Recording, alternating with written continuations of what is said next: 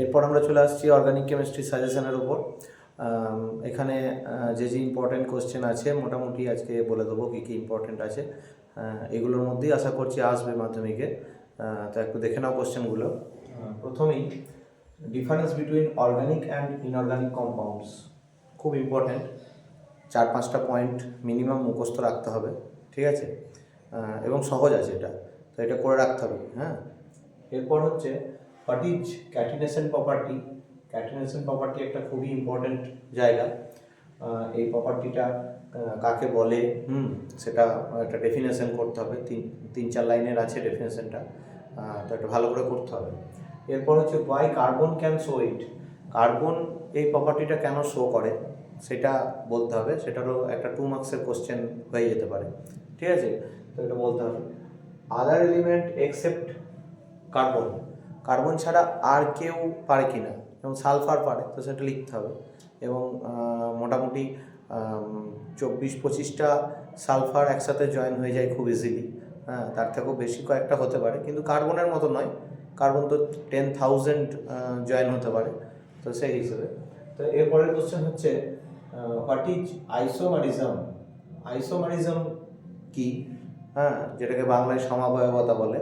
তো আইসোমারিজম হচ্ছে ওই same formula but different property, এইগুলো লিখতে হবে। তারপর হচ্ছে হাউ মেনি টাইপস। আমরা 3 টাইপস জানি সিলেবাসে, তো 3 টাইপসই লিখব এবং সেগুলোর এক্সপ্লানেশন যদি দেয়, সবগুলো একসাথে দেবে না। 3 টাইপসের যে কোনো একটা টাইপ হয়তো কোশ্চেন আসতে পারে। যে শুধু পজিশনাল আইসোমারিজমটা এক্সপ্লেন করো উইথ এক্সাম্পল, তখন বলতে হবে সেরকমভাবে। তো এরপর যদি দেয় এরকম দিতে পারে যে ফাংশনাল গ্রুপ আইসোমারিজমটা এক্সপ্লেন করো, তখন সেটা দিতে হবে। তো সেভাবে প্রত্যেকটার আলাদা আলাদা করে কোশ্চেন আসতে পারে, ঠিক আছে? তো এরপর হচ্ছে how how polythene is made. তো পলিথিন মানে ইথিন থেকে পলিথিন, যেটা পলিইথিন। তো সেই ইথিন থেকে পলিথিনের যে প্রসেসটা আছে, কত প্রেসার লাগে, 2000 অ্যাটমসফিয়ার, বা টেম্পারেচার কত লাগে, এটসেট্রা এটসেট্রা, সেগুলো সব ডিটেলস দিয়ে ইকুয়েশনটা কিন্তু করতেই হবে, অবশ্যই করতে হবে ইকুয়েশনটা। হ্যাঁ, এখানে একটা কথা বলে দিই, সেটা হচ্ছে যে আমরা স্ট্রাকচারের দিকটা না করলেও আমাদেরকে কিন্তু ফর্মুলা আকারে লিখে ইকুয়েশনটা করতে হবে। স্ট্রাকচারাল ফর্মুলাটা লেখার প্রয়োজন নাই এক্ষেত্রে। হ্যাঁ, যদি কেউ লেখে তাতেও কোনো প্রবলেম নাই, ঠিক আছে? এরপর হচ্ছে কি how we can detect unsaturated hydrocarbon. হ্যাঁ, আনস্যাচুরেটেড হাইড্রোকার্বনকে আমরা ডিটেক্ট কী করে করবো, মানে রিকগনাইজ কী করে করব? সেটা হচ্ছে যে আমরা সেই লিকুইড যে ব্রোমিনটা দেওয়া হয়, দিয়ে ওর লাল কালারটা ভ্যানিশ হয়ে যায়, ওখান থেকে বলা যায়। তো সেই ডবল বন্ড ট্রিপল বন্ড দুটোরই আলাদা করে করে রাখতে হবে, ঠিক আছে? আনস্যাচুরেটেড মানে তো ডবল বন্ড শুধু নয় বা শুধু ট্রিপল বন্ডও নয়, তো দুটো আলাদা রিয়াকশান করে রাখতে হবে, যদিও খুবই কাছাকাছি ওগুলো। এই কোশ্চেনটাই একটু অন্যভাবেও আসতে পারে, অর দিয়ে আমি করে দিয়েছি, দেখো। Explain addition reaction with example, ঠিক আছে? তো এই অ্যাডিশন রিয়াকশন হিসেবেও এটাকে বলা যেতে পারে, ঠিক আছে? তো একই কোশ্চেন, মানে কোশ্চেন দুটো হলেও আলাদা হলেও মানে উত্তরটা সেম হবে এদের, ঠিক আছে? এরপর হচ্ছে how chloroform is made from methane. তো ডিফিউজড সানলাইট আর ক্লোরিনের যে ইয়েটা আছে রিয়াকশানটা, ওখান থেকে তৈরি করা যাবে, মিথেন থেকে ক্লোরোফর্ম হবে। 3টে স্টেপ লাগবে। তো 3rd স্টেপের পর ক্লোরোফর্মটা আমি যদি আরেকবার রিয়াকশান করাই ডিফিউজ সানলাইটের সাথে, মানে ক্লোরোফর্ম আসার পর তারপর কার্বন টেট্রাক্লোরাইড হবে, CCl4। তো সেইটা এখানে কোশ্চেনটা মেনশন করি নাই, কারণ অতটা ইম্পর্টেন্ট নয় বলে, কিন্তু ওটা করে রাখবে।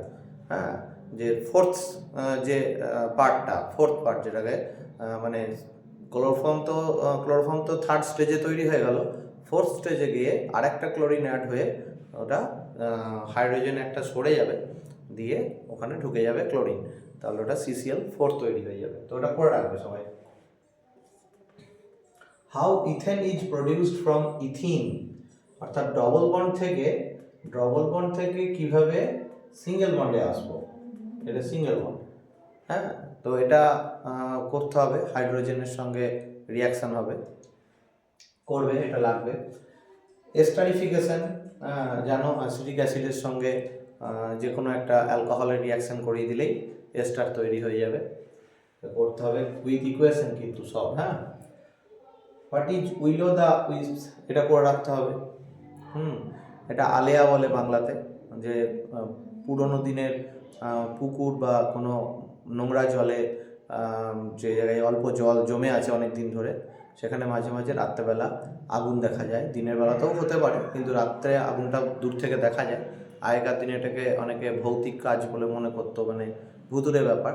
তো সেইটার জন্যই আলেয়া বলা হয়, হ্যাঁ, মানে আলেয়া অর্থাৎ কোনো ভৌতিক ব্যাপার। তো সেটাই করে রাখতে হবে, ঠিক আছে। এটা অ্যাকচুয়ালি মিথেন থেকে হচ্ছে, হ্যাঁ। মিথেন গ্যাস তৈরি হয়ে পচা জায়গাতে মিথেন তৈরি হচ্ছে, সেখান থেকে কোনোভাবে আগুন ধরে গিয়ে ওটা গাছে গাছে ঘষা লেগে একটু হয়তো আগুন তৈরি হয়ে গেল। সেই অল্প আগুন থেকে মিথেন যেহেতু ইনফ্লেমেবল, ওটা আগুনটা বেশি করে ধরে যাচ্ছে, ঠিক আছে। আসলে গাছের পাতা টাতা পড়ে পচে মিথেন গ্যাসটা তৈরি হয়ে থাকে ওখানে। তো সেই মিথেন গ্যাসে আগুন ধরে গেলেই রাত্রেবেলাতে সবাই ভাবে অটোমেটিক কীভাবে আগুন জ্বলে গেল, সেখান থেকে এই ব্যাপারটা, ভৌতিক ব্যাপারটা চলে আসছে। তো তারপরে question, write down the difference between saturated and unsaturated hydrocarbon. করে রাখতে হবে, একটা 3টে পয়েন্ট মোটামুটি মুখস্থ রাখতে হবে। তারপর অ্যাসিডিক অ্যাসিডের সঙ্গে সোডিয়াম হাইড্রোক্সাইডের একটা রিয়াকশান আছে, খুব ইম্পর্টেন্ট রিয়াকশান, এটা করে রাখবে। তারপরে অ্যালকোহল থেকে কিভাবে আমরা ডবল বন্ড বানাবো, মানে ডিহাইড্রেশন রিয়াকশান, যেটা জল বের করে দেওয়া রিয়াকশান, এটা করে রাখবে, খুব ইম্পর্টেন্ট।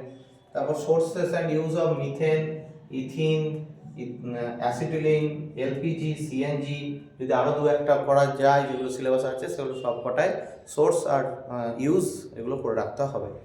তারপরে হচ্ছে পলিমার অ্যান্ড মনোমার, যার যেটা পলিমার মনোমার সব মনে রাখতে হবে, ঠিক আছে। ফর্মুলাটাও যদি মনে রাখা যায় ভালো হয়।